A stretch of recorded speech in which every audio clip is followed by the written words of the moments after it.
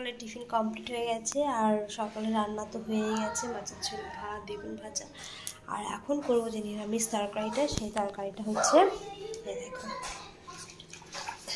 এই যে কুমড়ো পাতা, এই যে কুমড়ো পাতা ডাল কেটে রেখেছি, এই কুমড়ো পাতা দিয়ে দেখো মটর ডাল ভিজিয়েছি।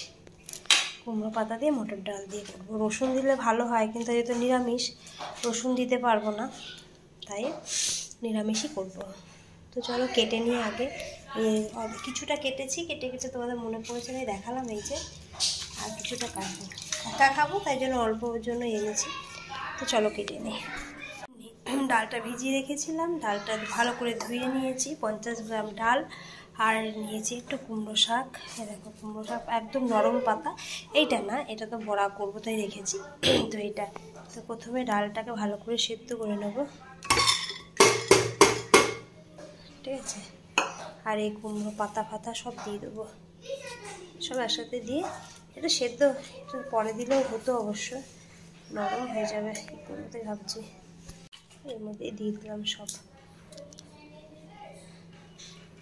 এবার দিয়ে দেবো জল,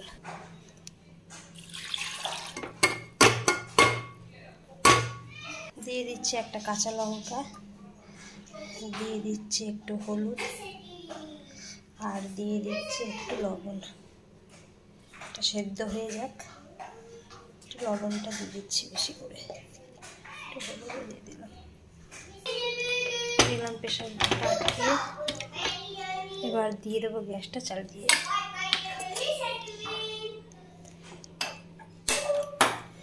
একাতে করছি তো ব্যাস।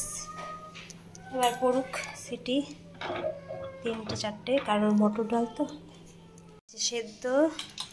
দেখো দেখেছো, ডাল শাক সব সেদ্ধ হয়ে গেছে। তো এবার কড়াই বসা, তেল হয়ে গেছে গরম, দিয়ে দেব জিরে, দিয়ে দেব তেজপাতা, দিয়ে দেব শুকনো লঙ্কা, হলুদ, লঙ্কা ব্যাস। এবার দিয়ে দেবো ডালটা,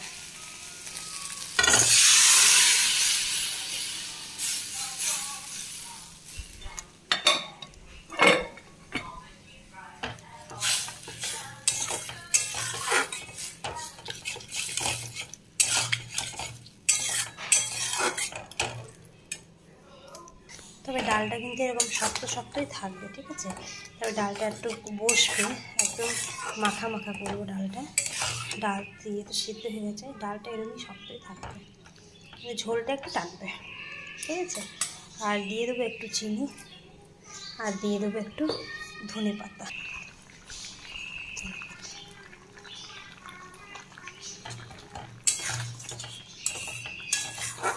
রসুন দিলে ভালো হয়, কিন্তু রসুনটা দেওয়া যাবে না। তো চলো হোক, দেখো ঝোলটা পুরো টেনে এসেছে, এবার নামিয়ে দেবো।